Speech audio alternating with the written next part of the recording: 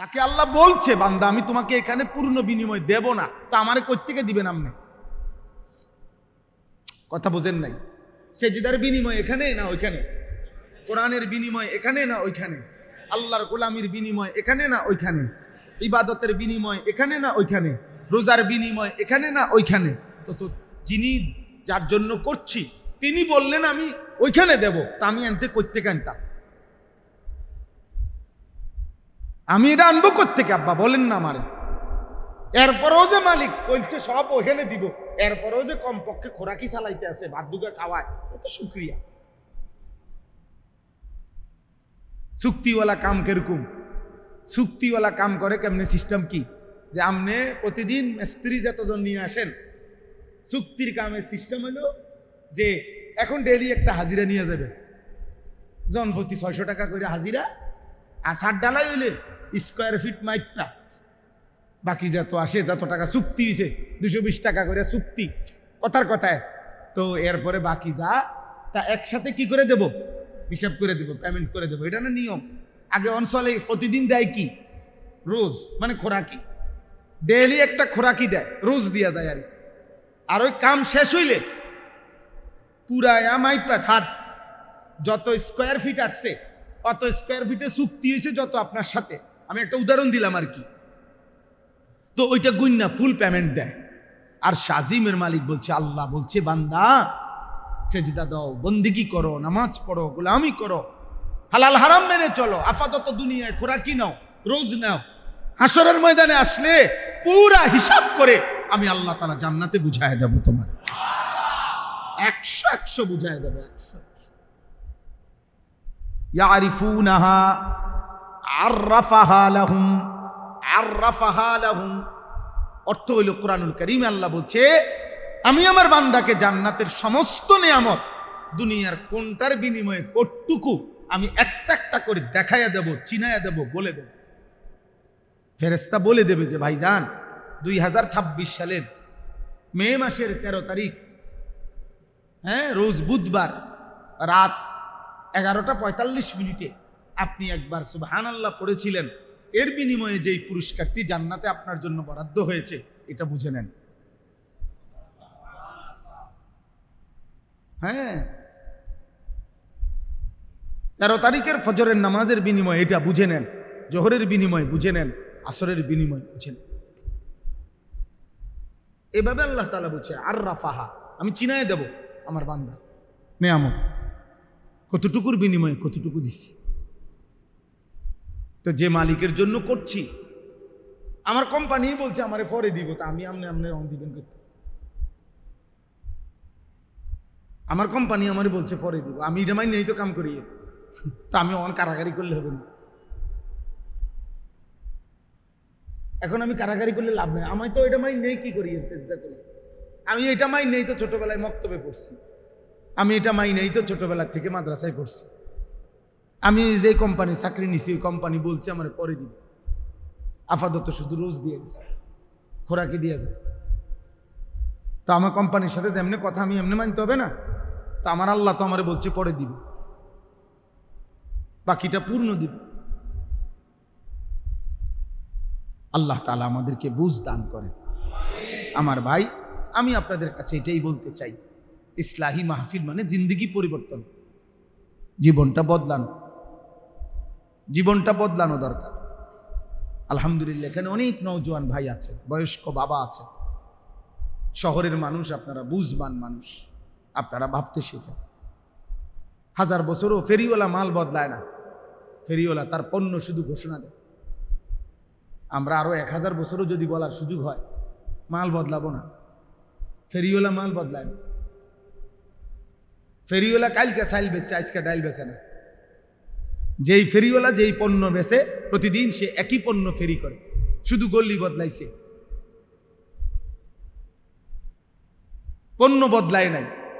অতএব আমরা পণ্য বদলাবো না, আমরা আল্লাহর কথাই বলছি, আখিরাতের কথাই বলছি। আপনি বিদ্রুপ করলো এটাই কথা, ঠাট্টা করলো এটাই কথা, আপনি মূল্যায়ন করলো এটাই কথা, অবমূল্যায়ন করলো এটাই কথা। আখিরাতই আমাদের খুশি। সোয়া লাখ আম্বিয়া কোরআনুল কারীমের মধ্যে আছে, হযরত নূহ আলাইহিস সালাম থেকে নিয়ে আমাদের নবী সাল্লাল্লাহু আলাইহি সাল্লাম পর্যন্ত সমস্ত নবী মানুষদেরকে ডাকছেন, কিসের ডাকছেন? তাওহীদের। এক নম্বর, প্রথম ডাকছেন সমস্ত রাসূল, সমস্ত নবী, পৃথিবীর যে কোনো পরিস্থিতি। দেখেন কোরআনুল কারীম, এটা তো সময়ের ব্যাপার, আপনারা যদি ধরে ধরে বুঝাইতে পারতাম যে কোনো জাতি প্রচণ্ডভাবে আপনার ওজনে কম দিত, কোনো জাতি সমকামিতা, পুরুষে পুরুষে প্রচণ্ডভাবে অসৎ ঘৃণিত চরিত্রহীনতার কাজ করত, কোনো জাতি আপনার মানুষকে জুলুম করত, এরকম অসংখ্য পাপ ভিন্ন ভিন্ন ছিল। কিন্তু সমস্ত নবীর দাওয়াত পদ্ধতি, তর্জ, তরিকা আল্লাহর পক্ষ থেকে একই ছিল। সব নবী প্রথম সমস্ত গুনাহের প্রতিষেধক হিসাবে প্রথম তাওহীদের ঘোষণা দিয়েছেন, লা ইলাহা ইল্লাল্লাহ। এ কথা যখন বুঝাইতে চেষ্টা করছে যে কলিজায় যদি তাওহীদ বসে তো গায়রুল্লাহ, আল্লাহ ভিন্ন যত চেতনা সব চলে যাবে, সব চলে যাবে। সাহাবায়ে কেরাম যারা কালিমা পড়ছেন, ভিন্ন ভিন্ন পাপ ওনাদের মধ্যে আগে ছিল, কিন্তু যখন কালিমা পড়ছেন নবী সাল্লাল্লাহু আলাইহি সাল্লামকে সর্বান্তকরণে মেনে নিছেন, পেছনের জিন্দিগি একদম সাফ, পিছনের সব ভুলে গেছেন, পিছনের সব ছেড়ে দিছেন। আর আলাদা আলাদা করে মেহনত করতে হয়নি। কোরআন এটাই বলছে নবীজিকে। এই কোরআনে কারীমে আছে আল্লাহ তাআলা দুইটা কথা বলছেন, উতলু মা উহিয়া ইলাইকা মিনাল কিতাব ওয়া আকিমিস সালাহ। হে নবী, আপনি সমস্ত মানুষের সামনে দুই জিনিস পেশ করেন। কয় জিনিস বলেন? এক, কোরআনুল কারীমের তেলাওয়াত, দুই, 5 ওয়াক্ত নামাজ। উতলু মা উহিয়া ইলাইকা মিনাল কিতাব, এক নাম্বার কোরআনুল কারীমের তেলাওয়াত, দুই নাম্বার ওয়া আকিমিস সালাহ, 5 ওয়াক্ত নামাজ। এবার আল্লাহ ওয়াদা দিছে এই দুই ফর্মুলায় কি ফায়দা আসবে?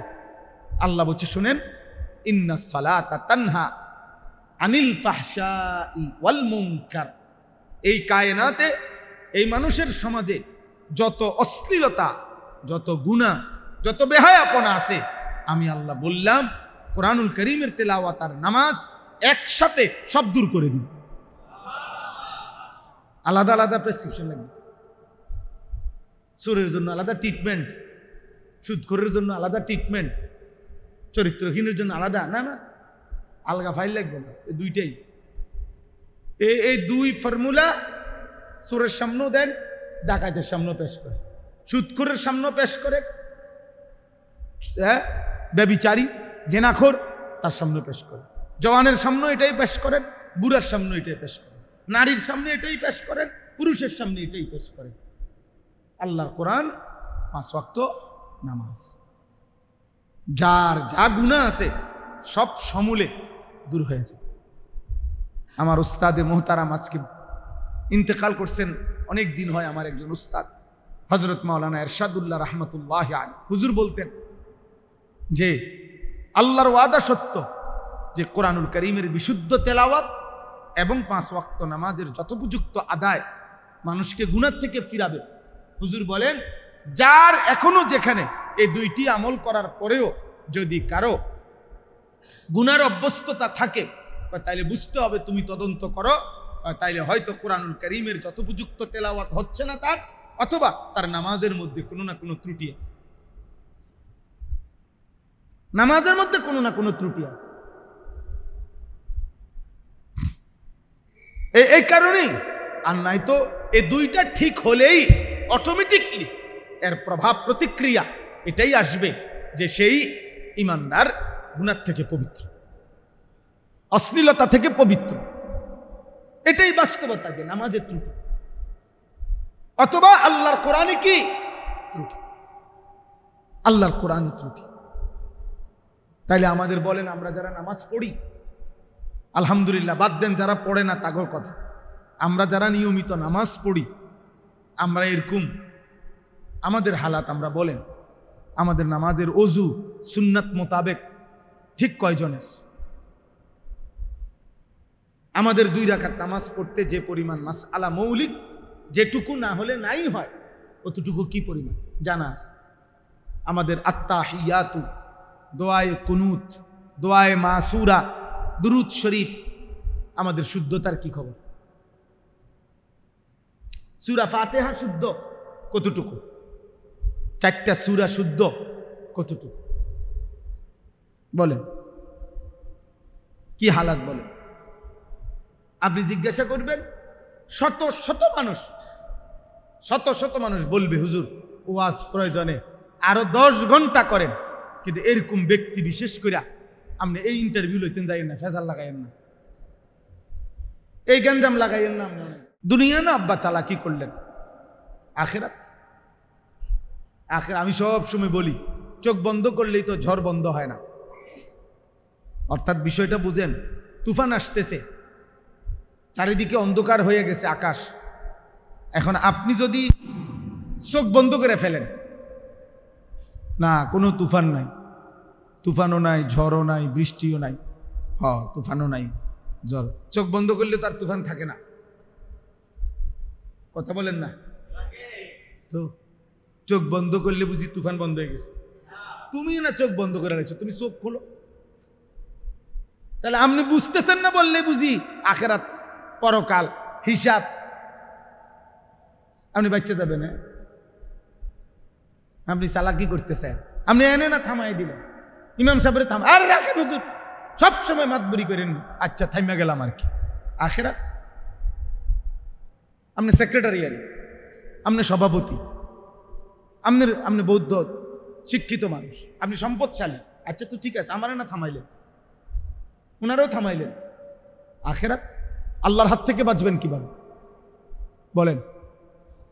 কোরআনুল কারীমে স্পষ্ট আছে বাবা, সূরা মুলকের মধ্যে আল্লাহ তাআলা নবীজিকে বলছে, বন্ধু আপনি মক্কার এই বেঈমান কাফেরদেরকে বলেন, তোমরা যে প্রতিনিয়ত আমারে অভিশাপ দাও, আমার বিরুদ্ধে এত কিছু করো, বলো হে মক্কাবাসী শোনো, আমারও যদি আল্লাহ আমার অনুসারীদেরকে নিয়ে হায়াতও দেয়, অথবা আমার যদি মৃত্যু দিয়ে দেয়, আমি যদি আমার অনুসারীদেরকে নিয়ে মরেও যাই, কিন্তু প্রশ্ন হইল তোমাদের মিথ্যা, চুরি, জিনা, ব্যভিচার, তোমাদের চুরি, ডাকাতি, সুদ, ঘুষ, তোমাদের কুফর, শিরিক, এই পাপগুলোর থেকে আল্লাহর হাত থেকে তোমাদেরকে রক্ষা করবে কে? সেটা বলো।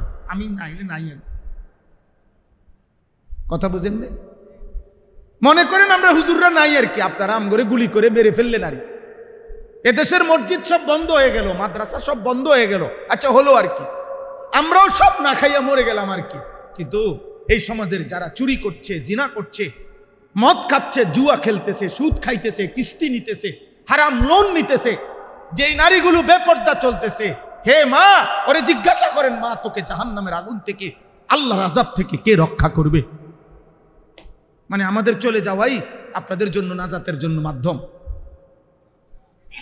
কথা বলেন না? আমাদের মাদ্রাসা বন্ধ হয়ে যাওয়া, মসজিদ বন্ধ হয়ে যাওয়া, ওলামায়ে কেরামকে ব্রাশফায়ার করে হত্যা করে ফেললেন, ঠিক আছে, তো এতেই আপনারা আল্লাহর আযাব থেকে পরিত্রাণ পেয়ে যাবেন। তো আমি বাঁচলেই আপনার কি, আমি মরলেই বা আপনার কি? আমার মৃত্যুর সাথে আপনার কি? আপনার বাঁচা আপনি কেমনি করুন এটা না করুন। কুল আরাআইতুম ইন আহলাকানি আল্লাহু ওয়া মান মাইয়া আও রাহিমানা ফামান ইউজিরুল কাফিরিনা মিন আযাবিন আলীম। এই আয়াত, হে নবী আপনি বলুন, যদি আল্লাহ আমাকে এবং আমার অনুসারীদেরকে, ওমান মাইয়া আমার সাথে যারা আছে তাদেরকে আল্লাহ যদি মৃত্যু দিয়ে দেয় অথবা বাঁচিয়েও রাখে, আমরা মরি কিংবা বাঁচি, কিন্তু প্রশ্ন হলো হে মক্কাবাসী, আল্লাহর আযাব থেকে তোমাদেরকে রক্ষা করবে কি? তোমাদেরকে যুবক ভাই তোমরা বলো ভাই, প্রতিনিয়ত তোমরা যারা নারী দেখো, ছবি দেখো, মোবাইলে অস্থির দৃশ্য দেখো, আব্বা তোমারে বাঁচাইবে কে? এই গুনাহ শেষ পর্যন্ত কোথায় নিয়ে যাবে? আপনারা যারা হারাম রোজগার করেন, আপনাদের এই হারাম রোজগার শেষ পর্যন্ত আপনাদেরকে কে রক্ষা করবে? আপনাদের সন্তান, আপনাদের বিল্ডিং, আপনাদের দুনিয়াবি ক্ষমতা। আপনি কি বুঝ করলেন দুনিয়ার ব্যাপারে? তো একটা পরামর্শ কইরা মানসিকভাবে একটা প্রস্তুতি নিছেন, কেমনে কেমনে বাঁচবেন, যে যে 2 নম্বরই করে মোটামুটি সে একটা প্রস্তুতি নেয় যে আমি ধরা খাইলে বাঁচমু কেমনে। তো আল্লাহ তাআলার হাত থেকে কোরআন শরীফে স্পষ্ট একটি আয়াত আছে, সাংঘাতিক কথা। আল্লাহ বলছে আম আবরামু আমরান ফা ইন্না মুবরিমুন। আল্লাহ বলছে হে নাফরমান বান্দা, তোমার জাহান্নামের আযাব আমি কি দেব? খোদার কসম আল্লাহ বলে আমার আযাব আমি ঠিক করে রাখছি, তুমি নাফরমান, আমি আল্লাহর হাত থেকে কেমনে বাঁচবা তুমি ঠিক করো, তোমার বুঝ তুমি করো, আমার বুঝ আছে, আমি আল্লাহর কাছে আযাব আছে, আমি রেডি করে রাখছি, যে তুমি আমার হাত থেকে বাঁচবে কিভাবে তা তুমি রেডি করো। বলেন বলেন আমরা যারা নামাজ পড়েন না, যারা ফজরের নামাজ পড়েন না, দিনের পর দিন মাসের পর মাস, বলেন বাপ কি বুঝাইতে চাচ্ছেন নিজেকে? ভদ্রলোক কারে বুঝানিটি? মানুষেরে? মানুষে বুঝে না, মানুষে চিরা খায়। হ্যাঁ, সুদখোর আমনে নিজেরে ভদ্রলোক বুঝান, আর আমরা চিরা খাই, আমরা বুঝি না। কিস্তিখোর আমনে ভদ্রলোক বলতে চান, আমরা বুঝি না, আমরা ভাত খাই না, আমরা বাতাসে বুড়ো বয়সে যাব। হ্যাঁ, লোন মানে কি আমরা বুঝি না, কিস্তি মানে কি আমরা বুঝি না, আমরা শান্তির দেশের থেকে আসছি। সুদ মানে কি আমরা বুঝি না, আমি বলতে পারলাম না আর কি। আপনার কথা বোঝেন নাই, আপনার ক্ষমতার জোরে আমি পারলাম না আপনার লগে, কিন্তু আমি না বুঝার কিছু আছে নি, কোনটা আলো কোনটা অন্ধকার এটা না বুঝার কি, কোনটা হালাল কোনটা হারাম, কোনটা পবিত্র অপবিত্র, খাবার যার অপবিত্র, খাবার যার হারাম, সে ভদ্রলোক হয় কেমনে? হারামখোর ভদ্রলোক হবে কেন? সুদখোর ভদ্রলোক হবে কেন? ঘুষখোর ভদ্রলোক হবে কেন? কোন নারী অর্ধ উলঙ্গ থাকা, তার শরীরের অঙ্গ প্রত্যঙ্গ বেপর্দা করা, এটা কালচার হইতে পারে না, এটা সভ্যতা হইতে পারে না, এটা সংস্কৃতি হইতে পারে না, এটা স্টাইল হইতে পারে না, এটা অসভ্যতা হইতে পারে, অসভ্যতা হইতে পারে। আর নয়তো তুমি কাগজে কলমে প্রমাণ করে দাও যে নিজের শরীরের কিছু অংশ প্রদর্শন করা, পর পুরুষকে দেখানো, এটা সংস্কৃতি, এটা কালচার, এটা সৌন্দর্য। কিভাবে সৌন্দর্য? কোন যুক্তিতে? কোন যুক্তিতে? এটা পৃথিবীতে প্রাচীন কাল থেকে নারীর এই বেপর্দা জীবনকে আজীবন মানুষ ঘৃণার চোখে দেখছে। আপনি এটাকে এখন ভদ্রতার মুখোশ লাগাইলে হবে নাকি? কথা বলেন না? হ্যাঁ, আপনি নতুন করে এটার মধ্যে লেবেল দিয়ে দিলে হইব, নতুন অস্ত্র দিলে হবে নাকি? এই জন্য আমি আপনাদের কাছে আজকের এই মোবারক ইসলাহি মাহফিলে মনে করাইতে চাই, মনে করাই আমাদের জীবনের প্রথম ডিউটি গুনাহ ছাড়া। এটা আমার হুজুরে বললেন, আমি এই জন্য হুজুরের কথাটা আমারও দিলে লাগছে, আমিও বললাম। নবীজি সাল্লাল্লাহু আলাইহি সাল্লাম বলছেন, ইজা আমারতুকুম বিশাইইন ফাতু মিনহু মাসতাতাতুম। আমি নবী তোমাদেরকে যদি কিছু করতে বলি, তোমরা তোমাদের সাধ্যের সবটুকু দিয়ে তা করো। ওয়া ইজা নাহাইতুকুম বিশাইইন ফাতরুকুহু। আর যদি আমি কিছু নিষেধ করি তা পুরাপুরি ছেড়ে দাও। এখানে গুরুত্বপূর্ণ কথা হচ্ছে, হাদিসের ব্যাখ্যায় আছে, আদেশের ক্ষেত্রে নবীজি বলছে সাধ্যটুকু দিয়ে করো, কিন্তু নিষেধের বেলায় বলছে শতভাগ বর্জন করো। কথা বুঝেন না? মনে করেন নফল নামাজ আমি বললাম, তা আমি পড়লাম, আপনি পড়লেন 2 রাকাত, উনি পড়লো 6 রাকাত, উনি পড়লো 8 রাকাত, হইতে পারে। দান সদকা করতে বললাম যে মসজিদ সুন্দর হয়েছে, আপনারা সবাই দান করেন, তা আপনি দিলেন 10 টাকা, উনি দিল 100 টাকা, উনি দিল 1000 টাকা, এটা হইতে পারে। আদেশটি সাধ্য মতো দেন, কিন্তু মিথ্যা বলা ছেড়ে দেন, তাহলে এইটা সমান। চুরি করা ছেড়ে দেন, এটা সমান। সুদ খাওয়া ছেড়ে দেন, এটা সমান। এটাই নবীজি বলছে, আদেশটুকু সাধ্যের ভিতরে যে দূর হয় পালন করো, আর নিষেধটুকু শতভাগ কি করো? বর্জন করো।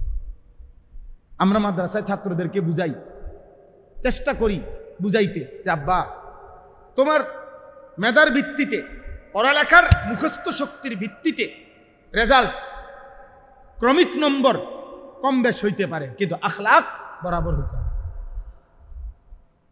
মনে করেন দাঁড়াইয়া পেশাব করা ঠিক না, এটা একটি ক্লাসের কতজন ছাত্রের জন্য ঠিক না? প্রত্যেকের টয়লেট পেপার ব্যবহার করা উচিত, এটি একটি ক্লাসের কতজন ছাত্রের জন্য উচিত? এই বুঝিনি হিসাবটা। ক্রমিক নং ফলাফলের ক্রমিক ভিন্ন হইতে পারে, আপনার 1, তার 2, তার 3, তার 4, তার 5, তার 6, তার 7, 10, এই ক্রমিক নং হইতে পারে ভিন্ন পড়ালেখার, কিন্তু আখলাক বরাবর, আখলাক বরাবর, চরিত্র বরাবর হইতে হয়। এটাই সাহাবায়ে কেরামের মধ্যে আবু বকর সিদ্দিকের থেকে এরকম ধারাবাহিকতা আকপিস হইতে পারে, কিন্তু আখলাকের ক্ষেত্রে, ঈমানের ক্ষেত্রে, সেজদার ক্ষেত্রে, নামাজের ক্ষেত্রে ওনারা জিন্দেগিকে বরাবর বানাইছে। আল্লাহ তাআলা আমাদেরকে বুঝার তৌফিক দান করেন। আপনারা প্রত্যেকেই চেষ্টা করেন। আজকে আমি আর দেরি করব না, প্রত্যেকে আমরা চেষ্টা করি আজকের এই ইসলাহি মাহফিল মানেই হচ্ছে সংশোধনের মাহফিল, নিজেকে সংশোধন করা। এই মনে করেন মোবাইলটা আমার নষ্ট হয়ে গেছে, আমি মিস্ত্রির কাছে দিছি, এটা ঠিক করে দেন, মেরামত করা, এইটারই কয় ইসলাম। এই যে ইসলাহি মাহফিল মানে হলো মেরামত করা, সংশোধন করা, ঠিক করা। কোরআনুল কারীমের মধ্যে আছে হযরত শুআইব আলাইহিস সালাম ওনার জাতির লোকদেরকে বলতেন, ইন উরিদু ইল্লাল ইসলাহা মাস্তাতা'তু, হে আমার জাতি, দিবানিশি তোমাদেরকে আল্লাহর কথা বলে আমার উদ্দেশ্য একটাই, এই যে তোমাদেরকে গুনাহ ছাড়তে বলি, নেক আমল করতে বলি, উদ্দেশ্য কি? তিনি বলতেন উদ্দেশ্য হলো আর কিছুই নয়, ইল্লাল ইসলাহা, শুধুই তোমাদের ইসলাহ, সংশোধন। প্রত্যেক নবীর ফিকির ছিল উম্মতের ইসলাহ, প্রত্যেক দাঈর ফিকির, আল্লাহর পথে যারা ডাকে তাদের ফিকির কি? আল্লাহর বান্দার কি? ইসলাহ। বলেন না কি? সংশোধন, জীবনটা সংশোধন। ইন্নামাল মুমিনুনা ইখওয়া ফাআসলিহু বাইনা আখাওয়াইকুম, আল্লাহ বলছে মুমিনগণ পরস্পর ভাই ভাই, অতএব ভাই ভাই একে অপরের ইসলাহ করে দাও। ফাআসলিহু, তোমরা ভাই ভাই ইসলাহ করে দাও। একজন অপরজনের ইসলাহ, আমার ফিকির আপনি করবেন, আপনার ফিকির আমি করব আখিরাতে। এটাই বন্ধুত্ব, এটাই ভ্রাতৃত্ব। এমন সকল বন্ধুত্ব, এমন সম্পর্ক কসম আল্লাহ কোরআনুল কারীমের মধ্যে আছে, যে সম্পর্কের ভিত্তি হবে তাকওয়া, যে সম্পর্কের ভিত্তি হবে গুনাহ থেকে ফেরানো, যে সম্পর্কের ভিত্তি হবে নেক কাজে উৎসাহিত করা।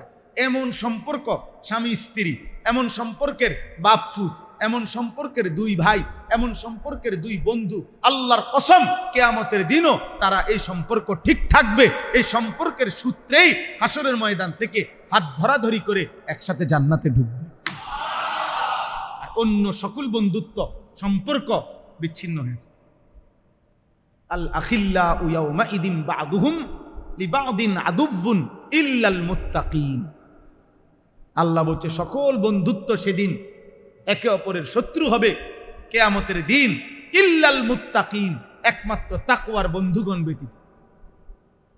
গুনাহ থেকে বাঁচানোর জন্য যে বন্ধুত্ব ছিল, যে স্বামী প্রতিনিয়ত খেয়াল রাখছে স্ত্রীর আখিরাত, যেই স্ত্রী প্রতিনিয়ত খেয়াল রাখছে স্বামীর আখিরাত, খোদার কসম এমন স্বামী স্ত্রী একসাথে হাত ধরাধরি করে জান্নাতে ঢুকবে। নবীজি সাল্লাল্লাহু আলাইহি সাল্লাম বলেছেন, রাহিমাল্লাহু রাজুলান আইকাযা যাওজাহা, আল্লাহ ওই স্বামীর উপরে রহমত নাজিল করে যে তার স্ত্রীকে ফজরের নামাজের জন্য জাগিয়ে দেয়। ফাইন আবাত, নবীজি বলেন যদি উঠতে না চায় স্ত্রী, নাদাহা ফি ওয়াজহিহাল মা, তাহলে স্বামী তার স্ত্রীর চোখে মুখে পানির ছিটা দিয়ে দেয়, আল্লাহ তাআলা ওই স্বামীর উপরে রহমত নাজিল করে। এই হলো হাদিসের প্রথম অংশ, শেষ হয় নাই হাদিস। এরপরে হাদিসের দ্বিতীয় অংশ, ওয়া রাহিমাল্লাহু ইমরাআতান, হাদিসের দ্বিতীয় অংশে নবীজি বলেন এবং আল্লাহ তাআলা ওই স্ত্রীর উপরে রহমত নাজিল করে আই কাজাত যাওজাহা, যে তার স্বামীকে ফজরের নামাজের জন্য জাগিয়ে দেয়। ফাইন আবা, যদি স্বামী বেচারা উঠতে না চায় তো নাদাহাত ফি ওয়াজহিহিল মা, তাহলে স্ত্রী তার স্বামীর চোখে মুখে পানি দিয়ে দেয়, ফজরের জন্য উঠায়া দেয়। আল্লাহর কসম নবী বলেন এমন স্বামী স্ত্রীর উপরে আল্লাহ রহমত নাজিল করে। এই বন্ধুরা, এই সম্পর্ক কিয়ামতের দিনও থাকবে এবং এই সম্পর্কে ইয়া ইবাদি লা খাউফুন আলাইকুমুল ইয়াউমা ওয়ালা আনতুম তাহজানুন উদখুলুল জান্নাতা আনতুম ওয়া আজওয়াজুকুম তুহবারুন। সরাসরি কোরআনের আয়াত। আল্লাহ বলবেন, হে নেককাররা, তোমরা তোমাদের বন্ধুদেরকে সাথে নিয়ে, সঙ্গীদেরকে সাথে নিয়ে, নেক কাজে তোমাদের যে যাকে সঙ্গী ছিলা এই সঙ্গীরা একসাথে তুহবারুন, খুশি খুশি জান্নাতে ঢুকবে। ইউতাফু আলাইহিম বিসিহাফিম মিন যাহাবিন ওয়া আকওয়াবিন মিন ফিদ্দা। ঢুকলেই দেখবা তোমাদের সামনে জান্নাতের মধ্যে ঢুকলেই স্বর্ণের থালা, রৌপ্যের গ্লাস তোমাদের সামনে ঘুরতেছে। ইউতাফু মানে তাওয়াফ করতেছে, ঘুরতেছে। তো জান্নাতি বান্দা বন্ধুদেরকে নিয়ে, এক বন্ধু আরেক বন্ধুর, কিরে দোস্ত প্লেটও খালি, গ্লাসও খালি, হ্যাঁ এটিতে গোরে শুধু। তো ফেরেশতা বলবে, আরে অপেক্ষায় তো আছি আপনার, আপনি অর্ডার করবেন, আপনার দিল কি চাচ্ছে আপনি বললেই সাথে সাথে রেডি হয়ে যাবে। ওয়ালাকুম ফিহা মা তাশতাহিহিল আনফুস ওয়া তালাযযুল আ'য়ুন। আর হে আল্লাহর বান্দা, আপনি যা অর্ডার করবেন তা এক্ষুনি আসবে, আর দেখলেই আপনার চোখ ঠান্ডা হয়ে যাবে। ওয়া তালাযযুল আ'য়ুন।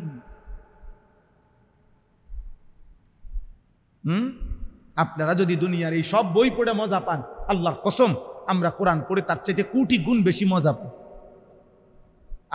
আমরা হুজুরের আমরা এত শুকনো মানুষ মনে করি না যে আমরা রস নাই, কষ নাই। না না না, আমরা রসও আছি, কষও আছি, আরামেই আছি। আলহামদুলিল্লাহ, আলহামদুলিল্লাহ। খোদার কসম, আল্লাহকে মেনে কোনো ইমানদার অসুখে নাই, দুঃখে নাই, পেরেশানিতে নাই, বরং আল্লাহকে না মেনে কষ্টে আছে। আল্লাহর গোলামির মধ্যে সুখ আছে, সেজদার মধ্যে সুখ আছে। হযরত বড় পীর আব্দুল কাদের জিলানী রাহমাতুল্লাহ আলাইহি ওই জামানায়, বাগদাদের ওই জামানায় মুসলিম খলিফা ওনাকে বলছিল, হযরত আপনার যেই মহল্লাটা, আপনার যে মনে করেন আপনার উপজেলাটা, তখনকার হিসেবে বলতেছি আর, আমি আপনাকে রাষ্ট্রীয়ভাবে বরাদ্দ দিয়ে দিলাম, এই পুরাটা অঞ্চলের যত খাজনা, কর, ট্যাক্স এগুলো আপনি নিবেন, আপনার বংশধররা নিবে, আপনাকে আমি রাষ্ট্রীয়ভাবে দিলাম। আমরা কিতাবে পড়ছি, কসম আল্লাহ। তিনি বলছেন, হে বাদশাহ, তোমার রাজত্ব তোমার কাছেই রাখো। আল্লাহর কসম বাদশাহ, রাত গভীরে তাহাজ্জুদ নামাজের সেজদা দিতে গেলে আমার কপাল, এটুকু কপাল আমার, যেই মাটিটা স্পর্শ করে আমার কাছে তোমার পৃথিবী লক্ষ কোটি বার দেওয়ার চাইতে সেজদার ওই মাটিটুকুর দাম বেশি আমার। আমি গভীর রাতের সেজদার দিলে যে স্বাদ পাই, সুখ পাই, তৃপ্তি পাই, গোটা পৃথিবীর বিনিময়েও আমি তোমার এই সেজদার স্বাদ, ওইটুকু মাটির মহব্বত আমি হারাইতে চাই। যা বেটা, তোর দুনিয়া তুই নে, তোর বাদশাহী তুই নে বেটা। এই জন্য আপনাদের কাছে শুধু গল্প বলা মাকসাদ না, বক্তাগিরি দেখানো মাকসাদ না, আপনার দিল জাগানো। আপনি কেন ফজরের নামাজ পড়বেন না বলেন না আব্বা? যুবক ভাই, কি কারণ থাকতে পারে? তুমি সুস্থ, তুমি সবল, তোমার চোখ, কান, নাক, সারা দেহ সবল, এমন সুস্থ মানুষ কেমনে উঠতে পারো না? তুমি তো পঙ্গু না, প্যারালাইজড না, অক্ষম না, তুমি অন্ধ না, বুবা না, বধির না। রাসূলুল্লাহ সাল্লাল্লাহু আলাইহি সাল্লামের একজন সাহাবী, মসজিদের পাশে যার ঘর ছিল, উনি চোখে দেখতেন না। আল্লাহর নবী সাল্লাল্লাহু আলাইহি সাল্লাম নিষেধ করছিল ফজরের ওয়াক্তে যে তোমার কষ্ট হবে আসতে, আরেকজন লোক নিয়ে আসতেন, উনারা সবসময় পাইতেন না। ওই সাহাবী মসজিদ থেকে ওনার ঘর পর্যন্ত রশি বান্ধিয়া নিচে, বান্ধাওয়াইয়া নিচে ওই রশি ধরে ধরে ফজরের ওয়াক্তে মসজিদের জামাতে চলে আসতেন। হ্যাঁ মুসলমান, ওই সাহাবী যদি কিয়ামতের দিন দাঁড়ায়া বলে যে হে ঈমানদার, আমার নবীর উম্মত, আমি চোখবিহীন জীবনে কোনোদিন ফজরের জামাত ছাড়ি নাই, তুমি চোখ নিয়া 365 দিনে একদিনও মসজিদের জামাতে আসতে পারল না, ও কি জবাব দিবেন? বলো না ভাই, একজন ভাই বলে, কি জবাব দিবেন সেদিন?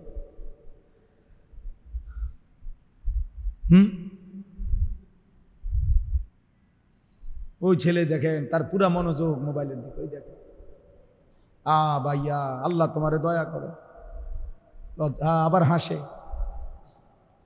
প্রতিবন্ধী মানুষ এমনই হয়। হ্যাঁ, বুদ্ধি প্রতিবন্ধী, বিবেক প্রতিবন্ধী। এরা সব পরিবেশে তাদের কাছে একরকম মনে হয়, এরা বুদ্ধি প্রতিবন্ধী। মসজিদ, ঘর, রাস্তা, দোকান সবই যার কাছে বরাবর মনে হয়। হ্যাঁ, আমি ছেড়ে দেওয়ার মানুষ, আমি আর আইতাম না দরকার কোনদিন।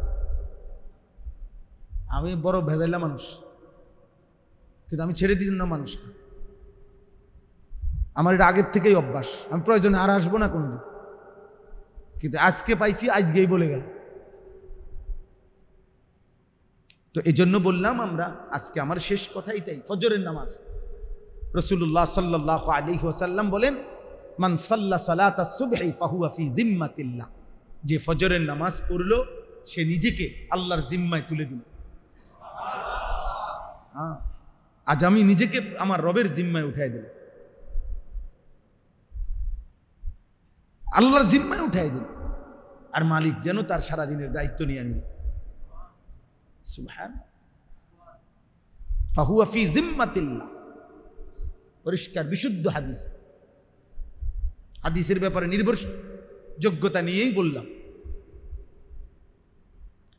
নবীজি বলছেন সাল্লাল্লাহু আলাইহি ওয়াসাল্লাম, নবীজি বলছেন ফজরের অন্ধকার সময়ে, এই অন্ধকার, আলো অন্ধকারের হালকা এ সময়ে যে পায়ে হেঁটে মসজিদে আসে, আল্লাহ নবী সাল্লাল্লাহু আলাইহি ওয়াসাল্লাম বলছেন, আমি ওয়াদা দিলাম কিয়ামতের দিন ফুলসিরাতের 30,000 বছরের অন্ধকার রাস্তায় তার জন্য বিন্নুরিত তাম, পূর্ণ আলোয় আলোকিত হয়ে যাবে। বাশশিরিল মাশাঈনা ফি যুলামি ইলাল মাসাজিদ বিন্নুরিত তাম ইয়াউমাল কিয়ামা। পূর্ণ আলো জ্বলে উঠবে। ফজরের মুসল্লি ইনশাআল্লাহ সবার আগে সবচেয়ে বেশি আলো জ্বলবে ফুলসিরাতে আপনার সামনে। ইনশাআল্লাহ আপনি পড়বেন ফজরের নামাজ। বলেন ইনশাআল্লাহ, বলেন ইনশাআল্লাহ। হিম্মত করেন। ঘুমই তো আব্বা, আর তো কিছু না। একটাই তো শুধু সমস্যা, প্রতিবন্ধকতা। তার কিচ্ছু না, চাকরিও না, ব্যবসাও না, দোকানও না, স্কুলও না, অফিসও না, ডিউটিও না, কোচিংও না, কিছুই তো না রে আব্বা। প্রতিবন্ধকতা কয়টা? একটাই। কি? এই তো একজন আশরাফুল মখলুকাত ইনসান একটি প্রতিবন্ধকতার সামনে হেরে গেলা। এমন কাপুরুষ বুঝি মুসলমান হয়? এমন আকামলা বুঝি মুসলমান হয়? ধৈর্য বেটা, তোমার দিয়ে কি হবে বেটা? ভাত খানা ছাড়া। হ্যাঁ, ভবিষ্যতে কি হবে? বিয়ে করবে, 2-3টা বাচ্চা হবে, একটা বিল্ডিং হবে, সামাজিক একটা স্ট্যাটাস হবে। মানে কি? বাজার সাজার করে খাইতেছে, কথাবার্তা শুদ্ধ বলে, দাঁতের আগায়। কেমন আছেন আঙ্কেল? ভালো আছেন? কেমন চলতেছে আঙ্কেল? একটা ভালো সোফা কিনেছে আঙ্কেল, আমেরিকার থেকে, মালয়েশিয়ান কাঠ দিয়ে বানায়। একটু সুযোগ থাকলে দেখে আইসেন। আঙ্কেলরে দাওয়াত দিতে আছে। সোফা চাইতো। সোফাও একটা দেখার জিনিস, বিল্ডিংও একটা দেখার জিনিস। সেদিন আমি এক ভদ্রলোকরে দেখছি, উনি নিচতলায় থাকে, দোতলায় এক পাশে আমারে দেখাই। আমি এদিক দিয়ে কি আঙ্কেল? হুজুর কিছু মনে করবেন, আমি কয়টা ছাগল পালি, এগুলো এদিক দিয়ে। ওই দোতলায় ছাগল ফালে, মানুষ নিচে থাকে। জি জি জি, মসজিদে বইয়া বেহুদা কথা কই। তো বিল্ডিং এর দোতলায়, হ্যাঁ আঙ্কেল ছাগল পালে। তা বিল্ডিং কোনো আশ্চর্য কিছু নেই, এর মধ্যে ছাগল তো। 1 কোটি টাকা দামের প্রাইভেট কারে ইউরোপে ছাগলের ঘাস টানে, টানে না? আপনি জাপানে আমাদের এই সমস্ত প্রাইভেট কার যেগুলা, এই আমাদের যেগুলো আমরা শোরুম থেকে কিনছি, আমার গাড়ি একেবারে শোরুমের আব্বার থেকে কিনলো, এরপরও এখানে মাইলেজ লেখা থাকে কমপক্ষে 25,000 20,000 কিলো চলছে। মানে হেরা একটু স্যাক করে কয় দিয়ে চালাই গিয়ে হালাই দাও খালি। ইডি আমগো দেশে ইনটেক মাতবুরি আমরা দেখাই। কি এর মাতবুরি বেটা? নতুন গাড়ি, কিসের নতুন গাড়ি?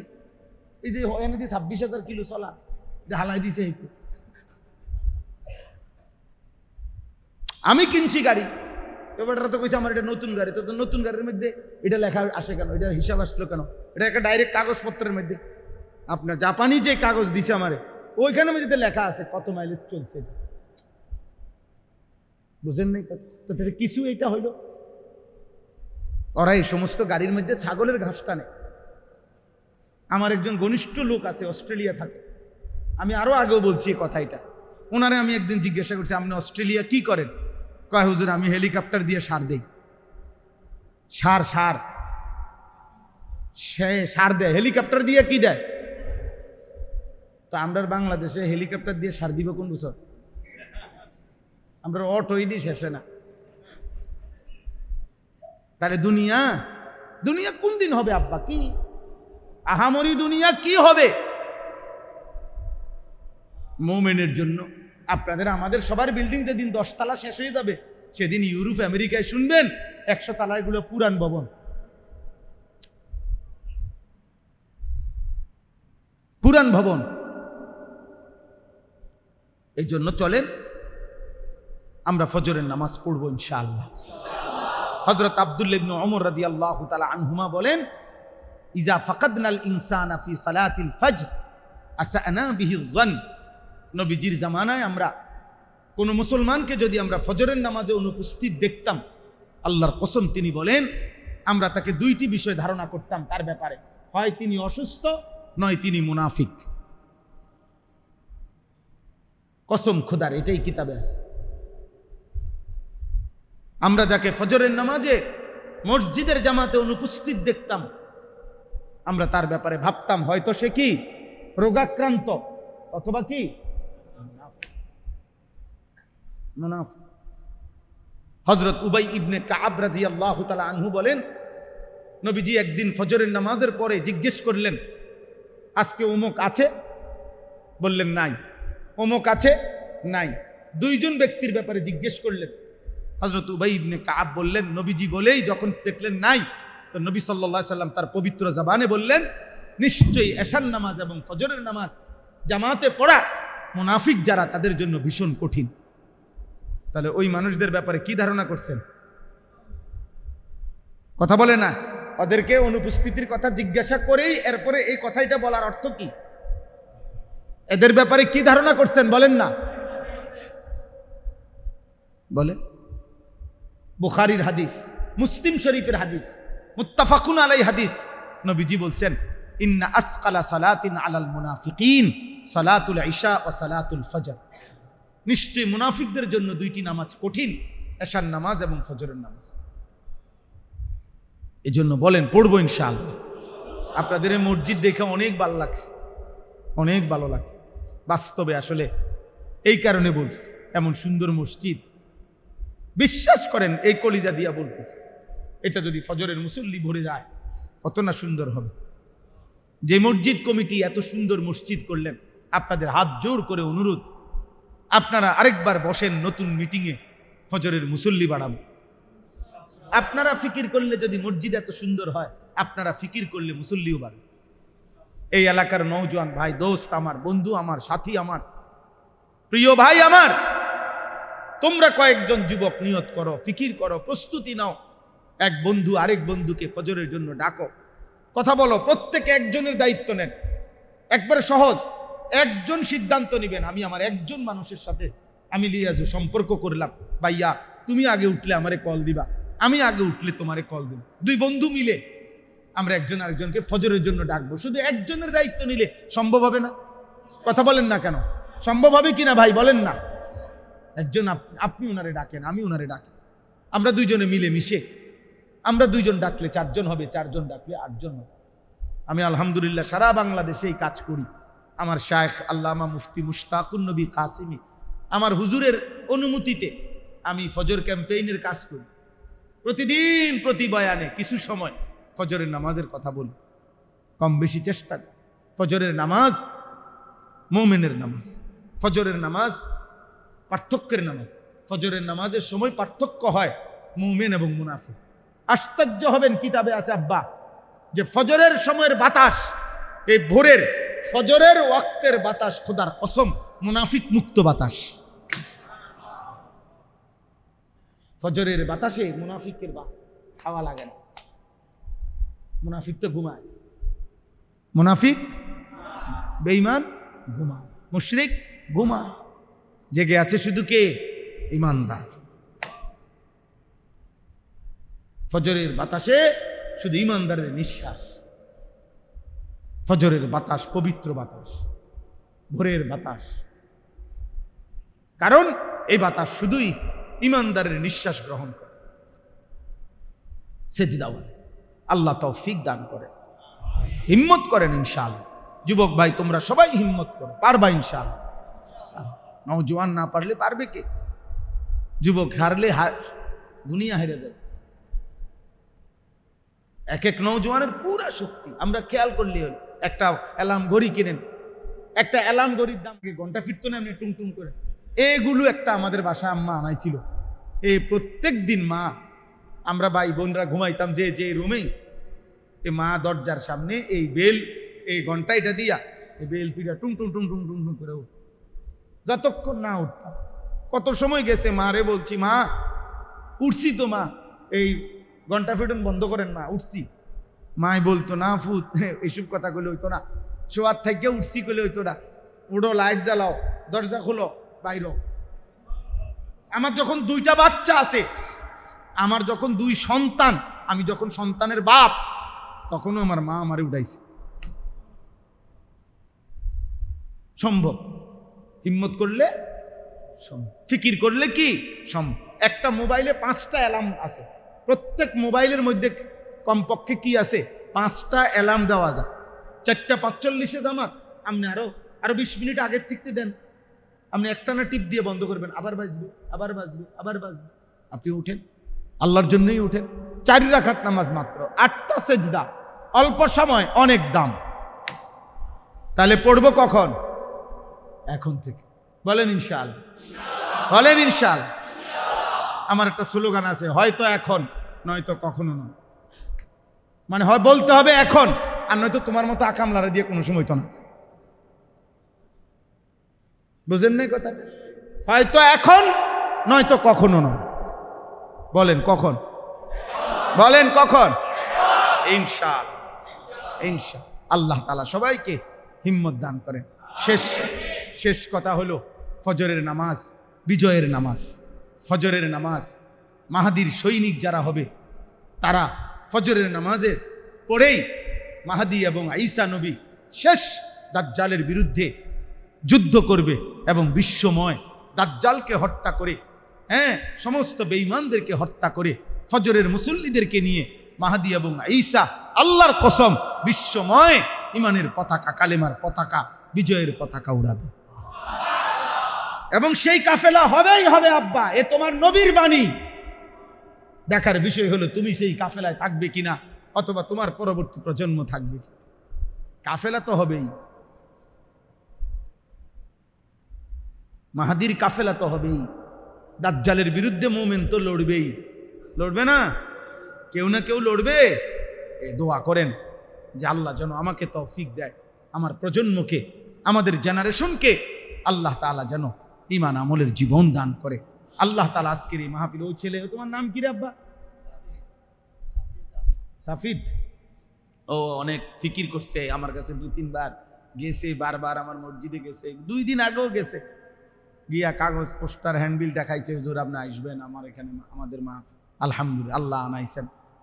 আল্লাহ তাআলা আপনাদের সবাইকে কবুল করে নেন। আপনাদের এই সুন্দর মসজিদের আল্লাহ তাআলা উত্তম বিনিময় দান করেন। আপনারা সবাই মিলে আমাদের জন্য দোয়া করবেন। আমার একটা ছোট্ট একটা আবদার আছে, আমার একটা কাগজ আছে, হ্যান্ডবিল আপনাদের কাছে দিবে, এটা দূর মনোযোগ দিয়ে দেখবেন। হ্যান্ডবিলটার মধ্যে আমার একটা ছোট্ট আবেদন আছে, আবদার আছে। এই আবদারটা আপনারা একটু দেখেন। আমি একটা বড় স্বপ্ন নিয়ে একটা বড় জায়গা কিনছি, প্রায় 115 শতক জায়গা, ক্যান্টনমেন্ট, ময়নামতি, সাহেবের বাজার। আমার একটা স্বপ্ন, আমার মাদ্রাসার যে বাচ্চারা পড়ে, আলহামদুলিল্লাহ হেদায়েতুন নাহু পর্যন্ত জামাত 534 জন ছাত্র আজকে উপস্থিত আছে। তো 34 জন শিক্ষক কর্মচারী আছে, কিন্তু আমরা পৃথক আরেকটা মাদ্রাসা করতে চাই, স্কুল কলেজ ইউনিভার্সিটি সহ কিশোর, যুবক, নওজোয়ান, সর্বস্তরের মুসলমানের জন্য। উদ্দেশ্য হলো বছরের যেই কোনো দিন যার যেটুকু সময় হয় এটুকু সময় নিয়ে আসে যাবে, দিন শিখবে, অজু, নামাজ, সূরা, কেরাত, দোয়া, কালাম। আমরা গত বছর প্রায় 500 স্কুল কলেজের যুবককে, সব জেনারেল, প্রায় 43টা জেলার নওজোয়ানকে আমরা অজু, নামাজ 6 দিন প্রতিদিন 11 ঘন্টা করে শিখাইছি বন্ধকালীন সময়। আমরা এটা মাদ্রাসার রূপ দিতে চাই। এরপরে আপনার এইবারও 13ই জুন নিয়ে আমগো মজলিস।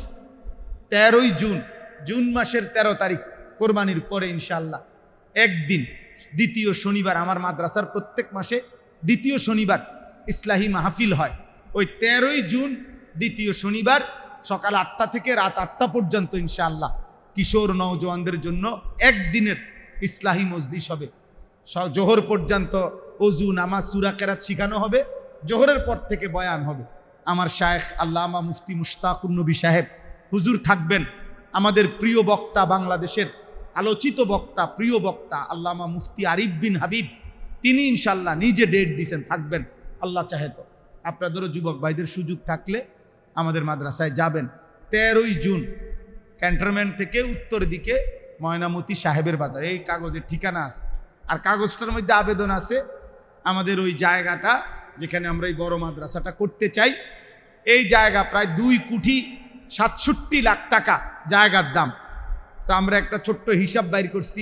এক নামাজের মুসল্লা যায় নামাজ পরিমাণ জায়গার দাম, মাটির দাম 4,200 টাকা। তো যদি কেউ আমাদের সুযোগ থাকে, এখানে বিকাশ নাম্বার আছে, অ্যাকাউন্ট নাম্বার আছে, পারলে 4,200 টাকা দিয়ে এক নামাজের মুসল্লা পরিমাণ জায়গার অংশগ্রহণ করবেন। সদকায়ে জারিয়ার সওয়াব পাইবেন। আপনি কেউরে বললে দিলে সওয়াব পাইবেন। আলহামদুলিল্লাহ সারা বাংলাদেশের অনেক মানুষ দিছে। আল্লাহর দয়ায় আমরা এই পর্যন্ত প্রায় 1,70,80,00,000 টাকা সুদ করে ফেলছি। আল্লাহর দয়া, বাকিটাও হয়ে যাবে ইনশাআল্লাহ। আল্লাহ কবুল করেন আজকের এই মুবারক মাহফিল। আল্লাহ তাআলা ভরপুর বরকত দান করেন। আলহামদুলিল্লাহি রাব্বিল আলামিন। আল্লাহুম্মা আনতাস সালাম ওয়া মিনকাস সালাম। তাবারাকতা ইয়া দাল জালালি ওয়াল ইকরাম। ইয়া আরহামার রাহিমিন, ইয়া আরহামার রাহিমিন, ইয়া আরহামার রাহিমিন। রব্বানা যালামনা আনফুসানা ওয়া ইল্লাম তাগফির লানা ওয়া তারহামনা লানাকুনান্না মিনাল খাসিরিন। রব্বানা আতিনা ফিদ দুনিয়া হাসানা ওয়া ফিল আখিরাতি হাসানা ওয়া কিনা আযাবান নার। ربنا وآتنا ما وعدتنا على رسلك ولا تخزنا يوم القيامة إنك لا تخلف الميعاد. ربنا اصرف عنا عذاب جهنم إن عذابها كان غراما إنها ساءت مستقرا ومقاما. رب ارحمهما كما ربياني صغيرا. ربنا هب لنا من أزواجنا وذرياتنا قرة أعين واجعلنا للمتقين إماما.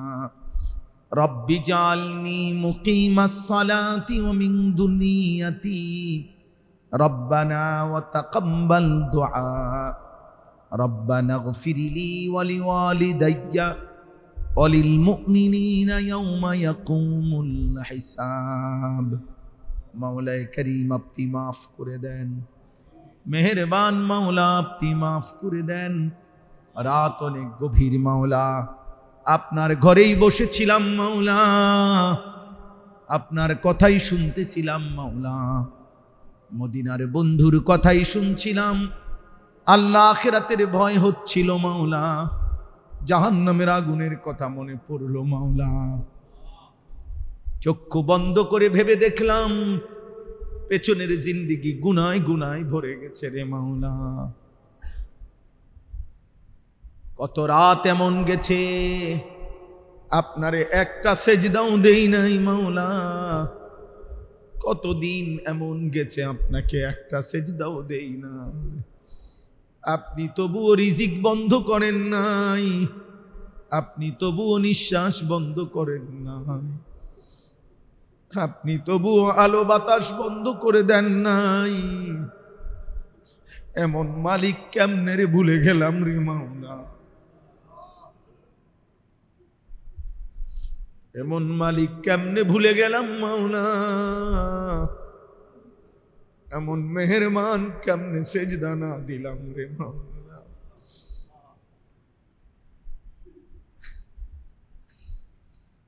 আল্লাহ আপনি মাফ করে দেন, আপনি মাফ করে দেন, মাফ করে দেন, মাফ করে দেন। আযাব দিলে আপনার কোনো লাভ নাই, মাফ করে দিলে আপনার কোনো ক্ষতি নাই, মাফ করে দিলে আপনার ভান্ডারে কমবে না, মাফ না পেলে আমাদের উপায় থাকবে না রে মাওলা। এত গুনাহ নিয়ে কবরে যাব কেমনে রে মাওলা, হাসরের ময়দানে দাঁড়াইব কেমনে রে মাওলা, মদিনার বন্ধুর কাছে সুপারিশ চাইব কেমনে, হাউজে কাউসারের পানি চাইব কেমনে রে মাওলা।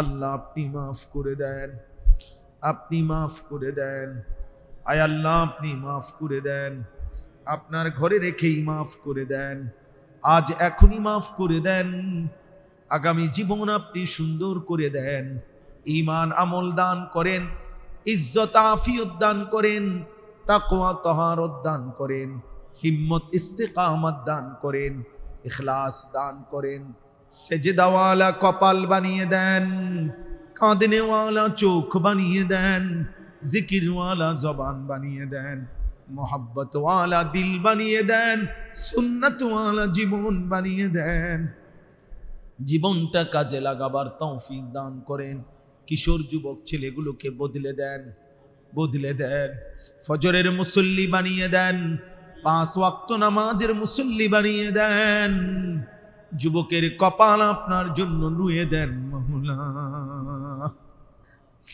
গুনাহ থেকে বাঁচান মাওলা, মোবাইল নারীর আসক্তি থেকে আপনি হেফাজত করেন, মদ জুয়া জিনা ব্যভিচার সুদ হারাম থেকে আপনি হেফাজত করেন, আল্লাহ আপনি আখিরাতের ভয় দান করেন, জাহান্নামের ভয় দান করেন, কবরের ভয় দান করেন। আল্লাহ আমরা যারা বেঁচে আছি আমাদের সকলের জীবন আপনি সুন্দর করে দেন, আমাদের কবরবাসীদেরকে মাফ করে দেন, কিয়ামত পর্যন্ত কবরের আযাব মাফ করে দেন, কবরগুলোকে জান্নাতের টুকরা বানিয়ে দেন, আপনার নূরের রহমত দ্বারা ভরপুর করে দেন। আল্লাহ যার যত বংশধর কবরে সকলকে মাফ করে দেন, আল্লাহ অসুস্থ বিমারি যারা শিফা করে দেন, যার যত পেরেশানি আছে আসান করে দেন, অভাব দূর করে দেন, ঋণ মুক্ত করে দেন, রিজিকে কামাইতে হালাল বরকত দান করেন, স্বামী স্ত্রীর মিল মহব্বত দিয়ে দেন, আল্লাহ নেককার স্ত্রী সন্তান দান করেন, নাফরমান স্ত্রী সন্তান দিয়েন না, বেনামাজি স্ত্রী সন্তান দিয়েন না রে মাওলা, বিবি বাচ্চার কারণে বেইজ্জতি কইরেন না। আল্লাহ আল্লাহ আল্লাহ আল্লাহ, এই মুহূর্তে লক্ষ লক্ষ হাজী সাহেবান আপনার ঘরে ঘুরছে রে মাওলা, এই চোখে কালো গিলাফ দেখবার তৌফিক দেন, মদিনার বন্ধুর রওজায় যাওয়ার তৌফিক দান করেন, আল্লাহ সকলকে তৌফিক দেন, বারবার তৌফিক দেন, যে একবারও আপনার ঘর দেখে নাই তার চোখ দেখাইয়া শান্ত করে দেন, ওরে বঞ্চিত কইরেন না, ওরে কবরে নিয়েন না রে মাওলা। আল্লাহ আল্লাহ আল্লাহ আল্লাহ, আয় আল্লাহ এই মসজিদ খানা কবুল করে নেন। আল্লাহ এতটা সুন্দর মসজিদ আপনার বান্দারা সাজাইছে, আপনি তাদের কবর আখিরাত দুনিয়া সাজিয়ে দেন। একটা টাকার দান সাদাকা, এক বিন্দু ভালোবাসাও আপনি কবুল করে নেন। ইমাম খতিব মুয়াজ্জিন কমিটি এলাকাবাসী মুসল্লি সকলকে কবুল আর মনসুর করেন, বাবা চাচাদেরকে হায়াত দারাজ করেন, মা বোনদেরকে পর্দা পুশিদা দান করেন, আবেদা সালেহা মা ফাতেমা রাবেয়া বসরিয়ার মতো বানিয়ে দেন। আল্লাহ উলামায়ে কেরামকে হায়াতে তয়্যিবা আফিয়া দান করেন, উম্মতের ফিকির দান করেন, কলিজা ভরা মহব্বত দান করেন, যার যত মাকসাদ আছে পূরণ করে দেন, আমার দেশকে শান্ত করে দেন, জান মাল ইজ্জত আবরু হেফাজত। একেবারে আন্তর্জাতিক গবেষক যারা দুনিয়াবি লাইনে, ওনাদের সকলের মতেই স্মার্ট মোবাইলের এই রশ্মি আলো ক্ষতিকর, নিঃসন্দেহে ভীষণ ক্ষতিকর, সামান্য ক্ষতিকর না, আর আখেরাতের দৃষ্টিকোণে আরো ক্ষতিকর। আল্লাহ তাআলা আমাদেরকে বুঝার তৌফিক দান করে। এই জন্য দয়া করে আমি আবারও বলতেছি, হাতে মোবাইল ধরে একজনও ভিডিও করবেন না, ছবি তুলবেন না, এবং যার পছন্দ না হয় সে চলে গেলে বা মাহফিল কিংবা বয়ান কিংবা নসিহতের জন্য নির্দিষ্ট পরিমাণ শ্রোতা জরুরি না, শ্রোতার নির্দিষ্ট কোনো পরিমাণ হওয়া কোনো জরুরি নয়, যে কমপক্ষে 100 মানুষ না হইলে কেমনে হয়, না, বরং একজনই যথেষ্ট। এটা নবী সাল্লাল্লাহু আলাইহি সাল্লামের হাদিস, বিশুদ্ধ হাদিস, বুখারীর হাদিস। তোমার দ্বারা একজন ব্যক্তি আল্লাহর পথ পাওয়া, নবীজি বলছেন, গোটা আরবের সমস্ত উট, দামি উট তোমাকে হাদিয়া দেওয়ার চাইতে উত্তম। একজন, নবীজি একজনের কথাই বলছেন। কোরআনুল কারীমের মধ্যে আছে, সূরা ইয়াসিনের মধ্যে 3 জন রাসূল মিলে, 3 জন রাসূল পূর্ব জামানার, নবীজির আগের, একটি মহল্লাবাসীকে কালেমার দাওয়াত দিছে দিবানিশি। বিনিময়ে 3 জন রাসূলের দাওয়াতে লম্বা সময় পরে ইমানদার হয়েছে কেবল একজন, শুধুই একজন। ওয়াজা মিন আকসাল মাদিনাতি রাজুলুন, এই একজন লোক, এটা ব্যর্থতা না, এটাকে আল্লাহ তাআলা ব্যর্থতা বলে নাই। ওই একজন মানুষই পুরা জাতির মোকাবেলা ইমানদার। এই জন্য আধুনিকতা, প্রযুক্তি এর যথেচ্ছ এই ব্যবহার দিয়ে যারা নিজেদেরকে বুদ্ধিমান ভাবতেছেন, ইনশাআল্লাহ অচিরেই টের পাবে। একদিন দেখবেন বিল্ডিং আছে, সংসার নাই, সব আছে কিন্তু পারিবারিক বন্ধন আর নাই। ছেলে জানে না তার বাবাকে, বাবা জানে না তার ছেলে কোথায় থাকে,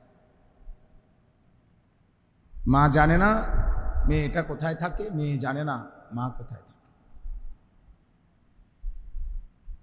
সবাই মিলে আমরা আমাদের প্রজন্মকে, পরবর্তী জেনারেশনকে পারিবারিক বন্ধন মুক্ত, সম্পূর্ণ স্বাধীন, নিজের মতো করে দুনিয়া ভোগ করবে, এর দিকে ধীরে ধীরে ঠেলে দিচ্ছে। যার কারণে ইউরোপের আধুনিক স্লোগান হলো you will own nothing and be happy. অর্থ হইল তোমার কোনো দুঃখ মালিকানা থাকবে না, কিন্তু তোমার সুখী থাকবে। এটা এই প্রযুক্তি হারা দ্রুতই দিচ্ছে, যে আপনার কোনো কিছুর কোনো মালিকানা লাগবে না, আপনার সব চাহিদা পূরণ করবে। যখন যখন আপনি শুধু অনলাইনে অর্ডার দিবেন, যতবার নারী লাগে আপনাকে দেওয়া হয়, যখন যেরকম লাগে আপনার কাছে পৌঁছাবে। নির্দিষ্ট স্ত্রীর কি দরকার? আপনার চাহিদা পূরণ হইলেই তো হয়েছে। আপনি নির্দিষ্ট পেমেন্ট পরিশোধ করবেন। সব কিছুই এমন, হালাল না হারাম খাবার, রান্নাটা হালাল জাত, হালাল প্রক্রিয়া করে হয়েছে না হারাম, এত কিছু আপনার দরকার। আপনি খানা টাইমলি খাওয়া দরকার, অর্ডার দিবেন, খাবার আসবে, আপনার চাহিদা পূরণ হলেই তো হয়েছে। অতি বুদ্ধিমান, অতি আধুনিক হতে গিয়ে আমরা আমাদের প্রজন্মকে খুব দ্রুত নিজের হাতে আল্লাহর নাফরমানির কাছেই নিয়ে যাচ্ছে। আপনারাও খবর নেন, আমরাও খবর নিচ্ছি। সারা পৃথিবীর আন্তর্জাতিক পরিক্রমা আমরাও পড়ি কম বেশ। পৃথিবী নিয়ে ইউরোপের ভাবনা কি এটা আমরা কম বেশ পড়ি, একবারে বেওকুফ না, শুধু ভাত খাই আর ঘুম যাই এমন না। আপনারাও খবর নেন মানুষ কাকে বলে, ভদ্রতা কাকে বলে, আখলাক কাকে বলে, চরিত্র কাকে বলে, আর উপার্জনকারী প্রাণী বলতে কাকে বলে। এক হলো উপার্জন করে, আর এক হলো মানুষ হয়েছে। আপনি যেই কোনো খবরে শুনবেন, খবর নেন, ইউরোপে সবচেয়ে বেশি উপার্জনকারী মানুষ হলো ওরা ওই সকল নারী যারা তাদের দেহ বিক্রি করে। সবচেয়ে বেশি উপার্জন তাদের, সবচেয়ে ধনী তারা ওই নারীরা যারা তাদের শরীর বিক্রি করে।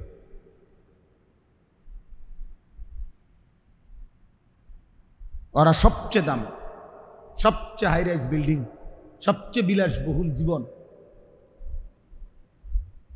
তারা। একজন বেহায়া নারীর নাচ আর গোটাই বিশ্বকাপের সমস্ত আয়োজনের বিপরীতে সেটাকেই সবচেয়ে বেশি ফলো করে দেয়। এটা হলো সবচেয়ে বড় সফলতা, বিশ্বকাপের সবচেয়ে বড় চমক একজন নর্তকীর নাচ।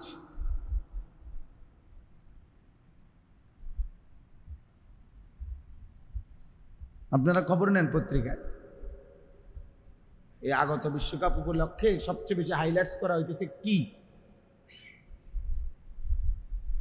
জুন মাসের বিশ্বকাপ। খবর নাও আব্বা। মানে ফুটবলটাকে বেশি তুলে ধরা হচ্ছে না অসভ্যতার নোংরামিকে? এটা খবর নেই।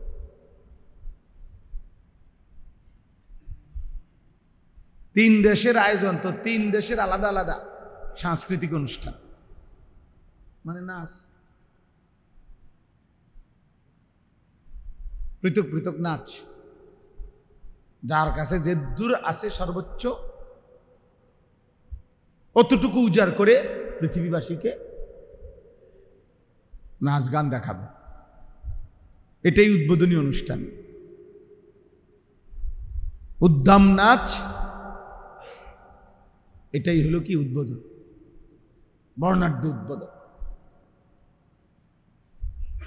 এই জন্য সবাই মিলে এটা ভাবতে শেখে। একজনই ভাবে, আপনাদের বিবেক নেই তো বলেন। এই যে এখানে সর্বোচ্চ বাচ্চাটার বয়স হবে 7 বছর, ওই বাচ্চাটা ফুললি ভিডিও করছিল কেন? তার মাকে, তার বাবা কোথায়, তার অভিভাবক কোথায়? এই মোবাইলটা তাকে কে দিল? নিশ্চিত তার কোনো না কোনো অভিভাবক। হে তো নিঃসন্দেহে 20,000 টাকা 30,000 টাকার একটা মোবাইল ওই নিয়ে আসে না। আপনি ওই একজন বাচ্চা খুঁজতে দরকার নেই।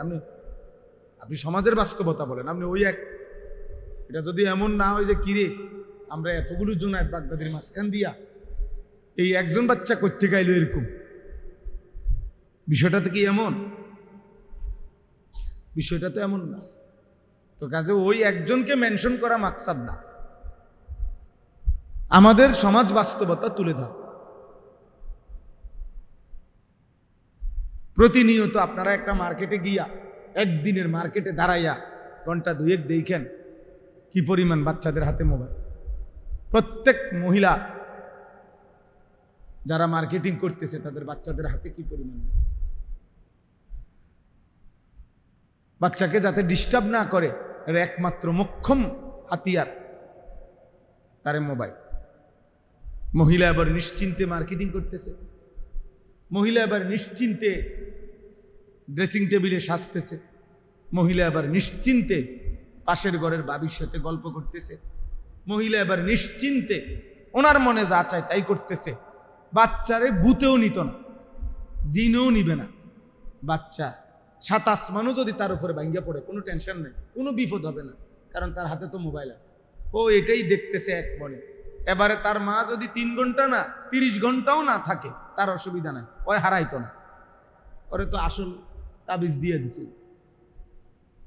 ও যাতে না হারায় এটার জন্য তো তারে তাবিজ দিছেই।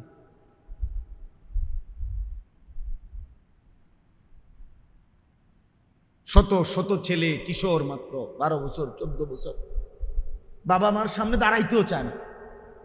এই হাইওয়ান 1 মিনিট ডাক দিলে দাঁড়াইতে চায়। তার বন্ধুরা, তার শয়তানরা তারে অপেক্ষা করছে, কখন দৌড় দিবে মোবাইল নিয়ে। আবার আগের মতো নারী, ছবি, জিনা, ব্যভিচার, উদ্দাম দৃশ্য। বাপের কপালে 10 মিনিট যে দাঁড়াইয়া কথা বলবে ওই ধৈর্য তার নাই। বলো বলো, জলদি বলো, কি হয়েছে? বলো আব্বু, কি হয়েছে? আচ্ছা আব্বু, পরে কথা হবে।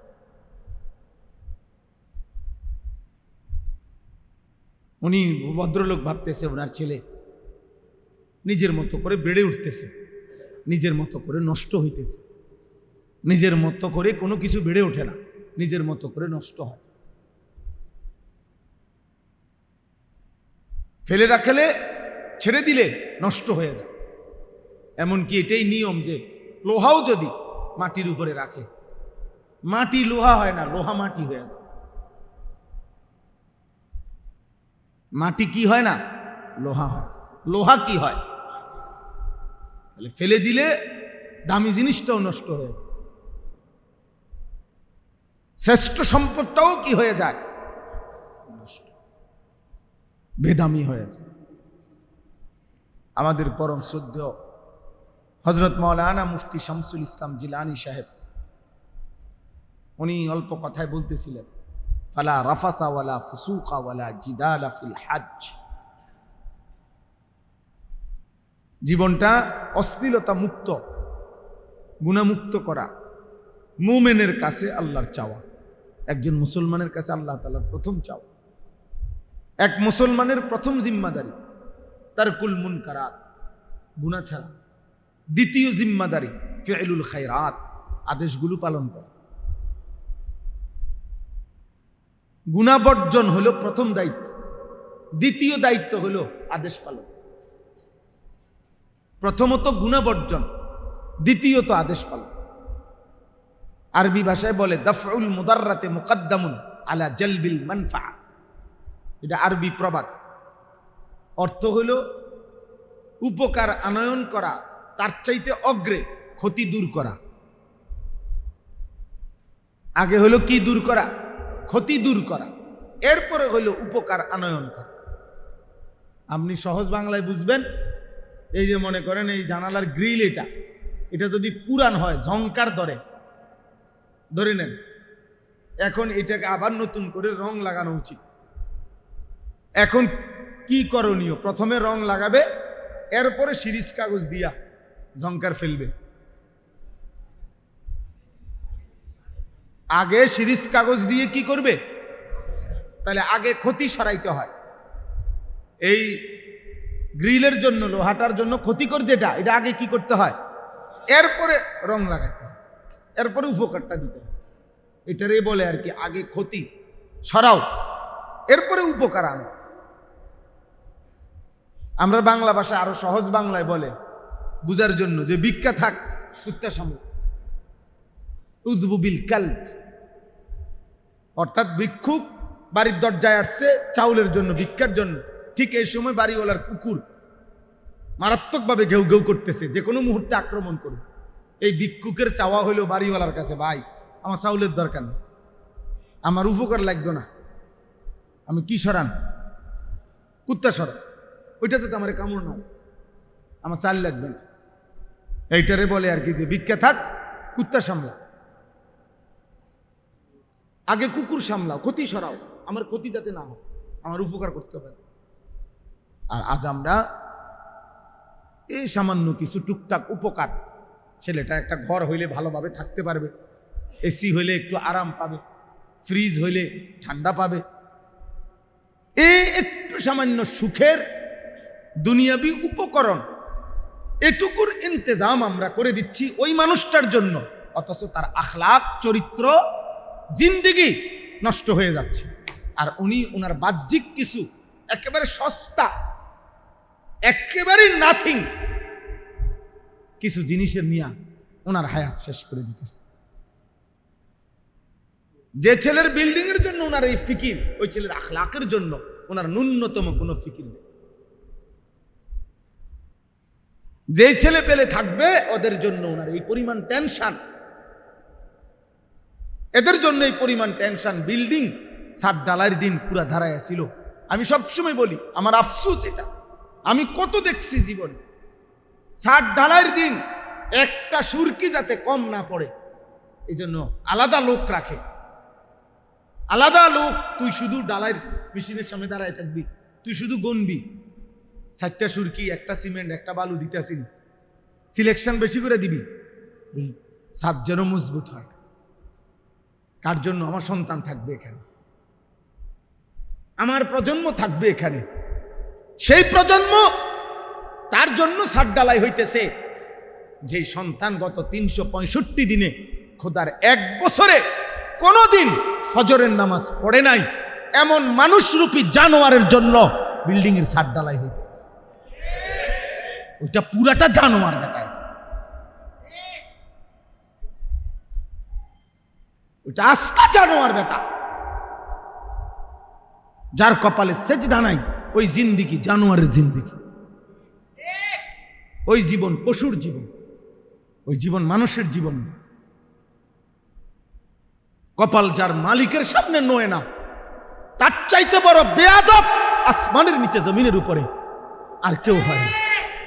কায়নাতের মালিকের সামনে মাথা নয় না, রিজিক দাতার সামনে যে মাথা নোয়াইতে পারে না, সৃষ্টিকর্তার সামনে যে মাথা নোয়াইতে পারে না, নিঃশ্বাস যিনি দেয় তার সামনে যিনি মাথা নোয়াইতে পারে না, অস্তিত্বের প্রতি সেকেন্ড যিনি বাঁচায় রাখে তার সামনে যিনি মাথা নোয়াইতে পারে না, হায়াতের এক এক সেকেন্ড যিনি দিছে তার সামনে যে মাথা নোয়াইতে পারে না, প্রতিটা আলো দেয় যিনি, অন্ধকার দেয় যিনি, রোদ দেয় যিনি, বৃষ্টি দেয় যিনি, হায়াত দেয় যিনি, তার সামনে যার মাথা নোয় না, তার চাইতে বড় বেয়াদব গাদ্দার আর কেউ হইতে পারে না।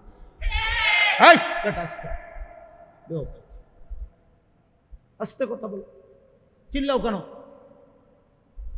বোকা ছেলে, চুপ থাকো, একদম চুপ থাকো। আব্বা ঠিক আছে, বোঝা যায় সে একটু অসুস্থ, বুঝেন নাই আমার? আপনি নইলে প্রতিবাদ করেন, আমি উঠে যাই, অসুবিধা নেই। আপনার হিম্মত থাকলে প্রতিবাদ করেন এবং প্রতিবাদের উপরে যুক্তি দেন।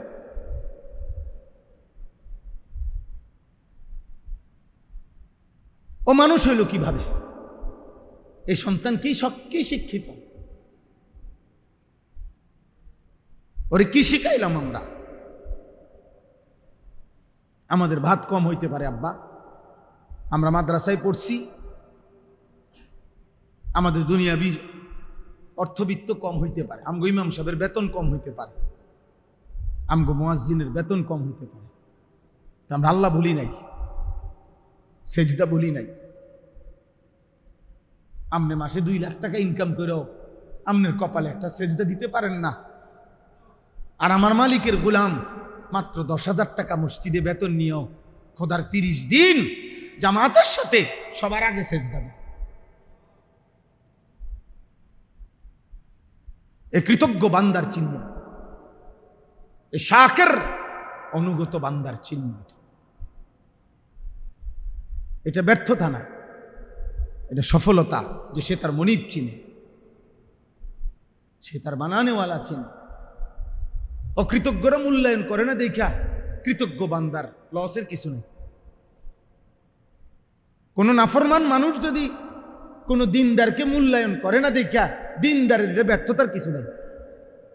আপনি কথা বোঝেন নাই? আপনার আমি আল্লাহর কোরআন পড়ছি, আমার সন্তান, আপনাদের সন্তান হাফেজে কোরআন হয়েছে, অনেক পৃথিবীর কেউ যদি তাকে মূল্যায়ন করতে না জানে, এটা আপনাদের ব্যর্থতা, এটা আপনাদের ব্যর্থতা, এটা এই সমাজের ব্যর্থতা। এটা কোরআনের ব্যর্থতাও না, হুজুরেরও ব্যর্থতা না। এটা সে তার রবের শ্রেষ্ঠ কালাম শিখে নিছে, আর সে অপেক্ষা করছে উপযুক্ত বিনিময় সে হাসরের ময়দান থেকে নিয়ে।